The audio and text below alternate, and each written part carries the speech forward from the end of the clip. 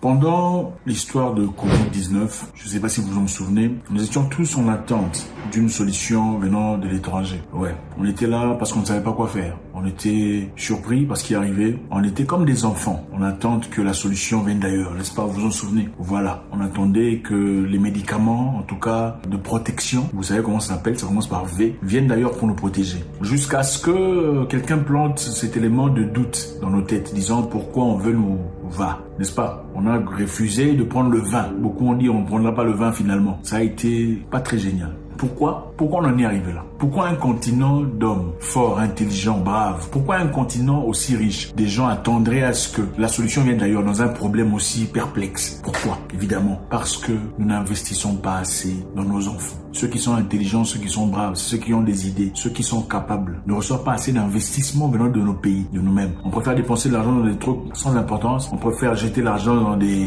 comment vous appelez ça, des concours des femmes, que vous appelez Miss. On leur donne $100 000. Miss, je sais pas quoi là, $100 000. Pendant qu'il y a des jeunes personnes, des jeunes savants, des jeunes courageux, des jeunes braves qui peuvent développer nos sociétés, qui peuvent apporter un plus avec leur intelligence, leur capacité, leur aptitude, leur doigté. Nous n'investissons pas assez dans l'intelligence. Nous ne célébrons pas assez les gens intelligents. Ici, on verra très rapidement quelques personnes très intéressantes. Deux, on en choisira en tout cas deux, si on peut avec le temps, voir un peu comment ces jeunes sont en train de s'exprimer sur le plan intellectuel. Jetons un coup d'œil. Allons-y.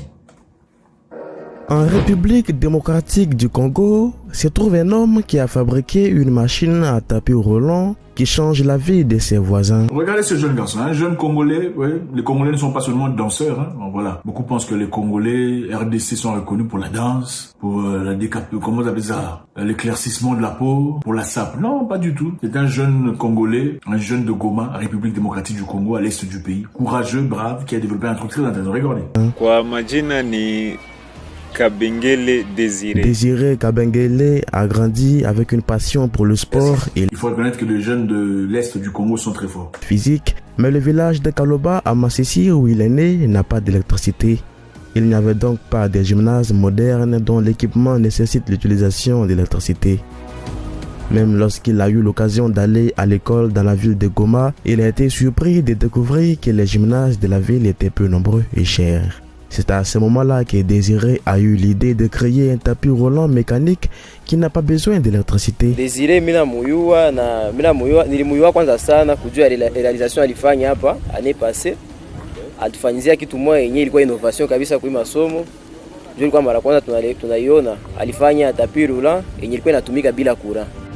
Regardez-moi ça. Un jeune courageux qui réalise que le pays ou la ville ne l'offre pas ce qu'il a besoin. Passionné de sport, il dit bon, comme il y a un problème ici, moi, je ne serai pas plaignant, je trouverai une solution à mon problème. Au lieu de pleurnicher, vieux, patron, chef, boss. Ça, c'est la mentalité, il faut le reconnaître, c'est une mentalité de l'autre côté du Congo, hein. De là-bas, c'est bonjour chef, bonjour patron. Hey chef, comment tu pars, tu me laisses comme ça, il faut me donner à manger. Ouais.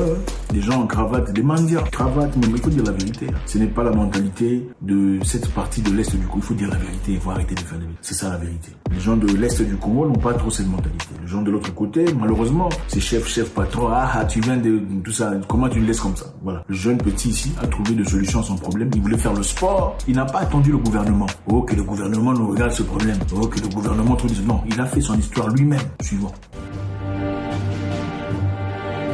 Depuis les débuts des temps, la vie a toujours été un défi pour les êtres humains. Faut pas vous fâcher quand on vous dit la vérité. Et nous avons survécu jusqu'à présent qu'en raison de notre capacité à résoudre certains de ces défis par l'innovation et par les compétences. Kabengele Désiré est un témoignage vivant de ces faits car il a utilisé son dévouement pour résoudre l'un des plus grands défis de sa région. Niko mwanafunzi wa Ista Goma, Institut supérieur des techniques appliquées.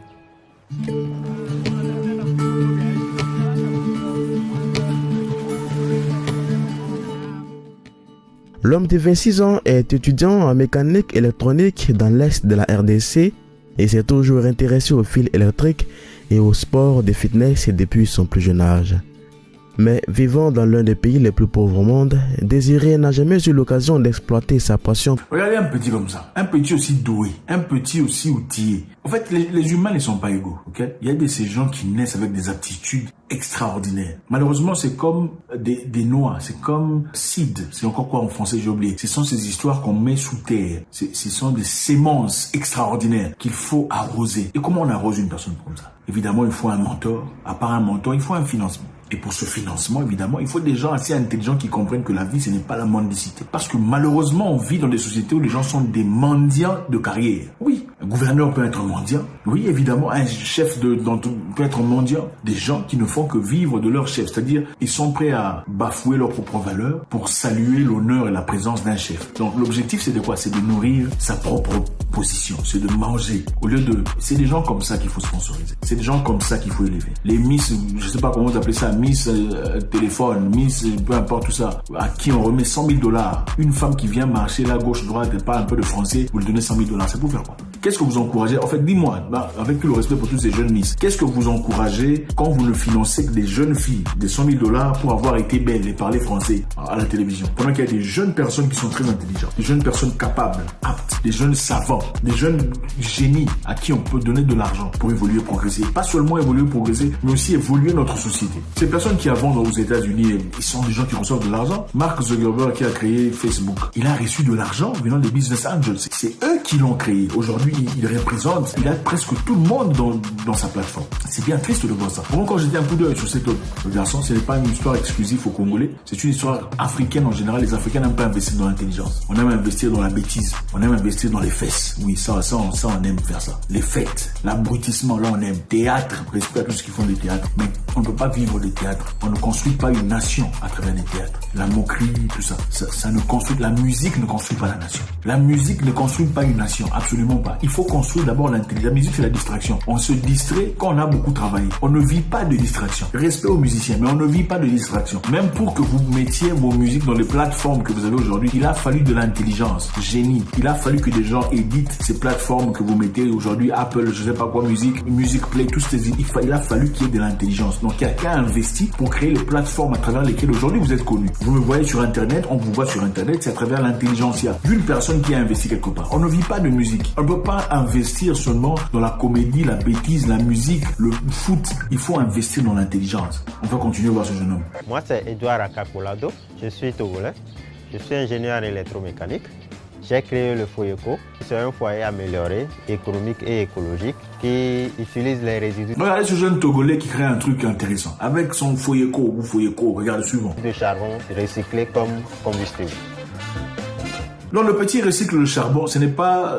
Regardez la qualité de charbon, c'est le charbon recyclé, c'est-à-dire c'est le charbon là qu'on ne vend même pas. Vous voyez, le charbon qu'on vend pour cuisiner, il y a le charbon qu'on ne vend pas. Il a pris le charbon qu'on ne vend pas et c'est avec ça qu'il veut faire son Foyeco. Le Foyeco, suivez. Il est muni d'un petit ventilateur, d'un souffleur qui permet d'activer et de maintenir le feu mis dans les résidus de charbon.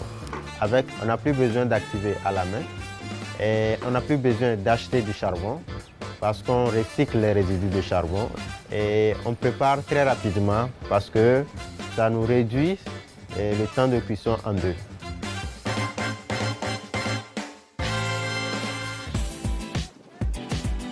En tant qu'innovateur, je veux apporter des solutions à ma communauté. Quand j'étais en troisième, bizarrement, j'étais là, j'apprenais et puis un avion passait comme ça, je dis non. Pourquoi ça ne tombe pas? Pourquoi je lance une pierre et ça tombe? C'est quelle science cachée derrière tout ça? Je me suis dit, il faut que je m'approprie de cette science, de cette technologie.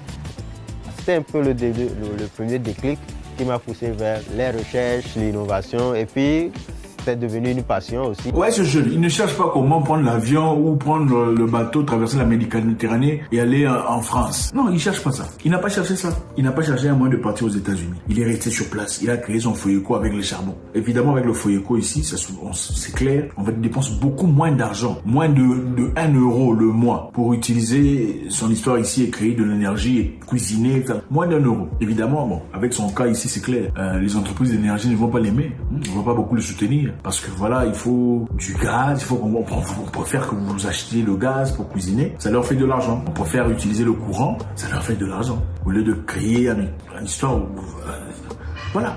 Il faut une très bonne moralité, des bonnes valeurs, des gens en position de force qui veulent soutenir ces personnes. Et il ne s'agit pas seulement de chercher des gens au gouvernement pour soutenir ces personnes. Des personnes comme vous peuvent mettre de l'argent ensemble pour soutenir des gens comme ça, les aider à avancer. Mais malheureusement, dans nos communautés, on n'a pas cette mentalité de soutien communautaire. C'est-à-dire, je mets, tu mets, il met pour bénéficier à une seule personne. On ne sait pas comment faire ça. Mais on sait mettre pour détruire quelqu'un. Là, on sait. Pour appeler les gens